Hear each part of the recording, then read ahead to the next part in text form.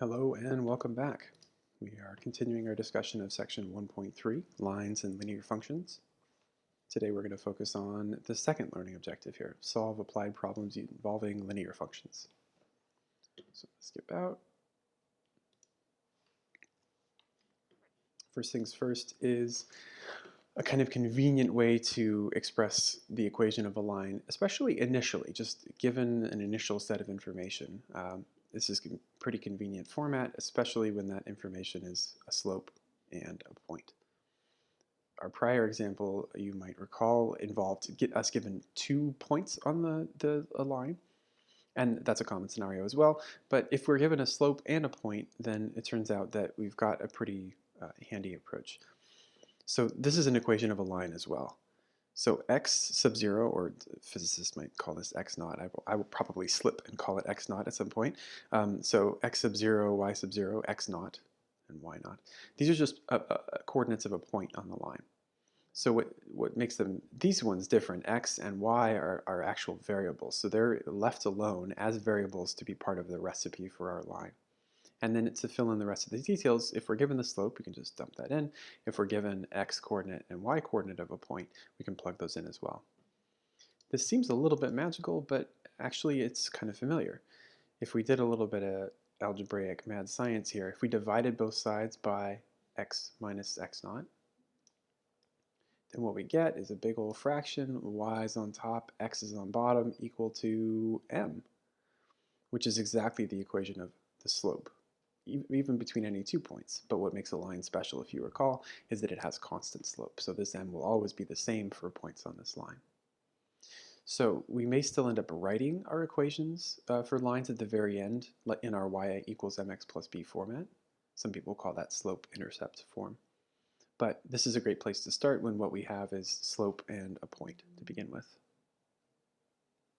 So what this learning objective was purportedly about, though, was linear functions in applications. So this is what we're going to approach. So we're told that the number of active mosquitoes decreases by 6 mosquitoes for every 1 degree Fahrenheit drop in temperature. There's actually a number of pretty interesting interactions between temperature and insects. One of the well-documented ones has to do with crickets. So the frequency of crickets chirping decreases as the temperature changes. So we're going to look at mosquitoes, though. Okay, so we're told that this rate of decrease. We're also told that at a temperature of 40 degrees Fahrenheit, there are 50 active mosquitoes. Our task is to write an equation for the number of active mosquitoes as a linear function of temperature. And before we actually get to the solution here, I want to take a moment and just kind of break this down a little bit. This equation, this sentence right here has a lot of information about the equation that we're trying to solve. It's got some words that we need to decode, though. So the number of active mosquitoes.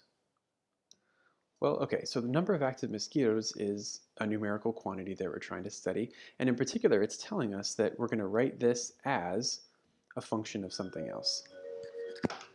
So number of active mosquitoes is going to be some input variable, y. And then as a linear function, it tells us the format that this is supposed to go in. So as a linear function of temperature means that it's going to have a pretty familiar format. Linear function tells us that we're going to be looking at something that has the form y equals mx plus b, which is particularly convenient, of course, this section being all about lines, but we can extract this kind of information even when it comes on, say, a test and we don't know what section it's coming from. And then lastly, this final piece of information is basically telling us what is your input. And in this case, temperature is the x value that we're studying. So we'll go on to actually solve this, but it's worthwhile to think about how much information is coded into these statements in English that we can turn into useful mathematics. Okay, so the claim that active mosquitoes decrease, quote, by 6 for every 1 degree drop in temperature basically is slope. It's an indication of slope because for every 1 unit decrease in input, we get a 6 unit decrease in output.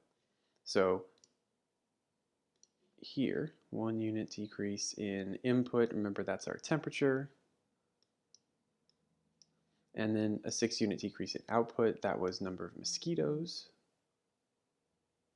So when we look at slope, this is input on bottom, so our input is decreasing by 1, and our output is decreasing by 6. When we divide those two things, we get a positive slope, -6 over -1, which is positive 6, of course. One other piece of information we were handed is that when temperature is 40 degrees, there's 50 active mosquitoes. That's not a rate of change, but it does give us basically a little snapshot. It tells us when the input is 40, again because temperature is our input, then the output, number of active mosquitoes, must be 50. So this is a point on our line, essentially. And now, if you notice, we've got a slope and a point on our line, and point-slope formula is perfect for this situation. So just to identify pieces here, there's our 50 and 40 input, well, output and input respectively, and there's the slope we were handed. So point-slope formula does a very good job of this. Now all that's left to us is to expand and simplify, although it's perfectly worth mentioning that this is a completed equation for the line. This is actually done. There's just a little more combination of like terms that we could stand to do. So with some expansion, 6x and 6 times 40. So on the right side there'd be negative 240, and now you're screaming at me, Mike, there's a typo in your slides. Not at this point anyway. I'm sure it'll come up at some point. But we still have this minus 50 on the left side. So if we add 50 over, we started with negative 240, you add 50 to that, and you get negative 190. So there's the equation for our line. This is kind of the least creative choice that we could have made, x for temperature and y for mosquitoes. So one choice to fancy it up a little bit would be to write in function notation, and maybe we could choose m as a representative, presumably of mosquitoes in this case. If we wanted to go one step further, maybe we could represent our input as t instead of x for temperature. But you know what? We'll take our little steps as we get them. So this either of these formats, y equals 6x minus 190, or with the function notation is an acceptable conclusion. That'll do it for video number 2. Come back for our final learning objective in the next video.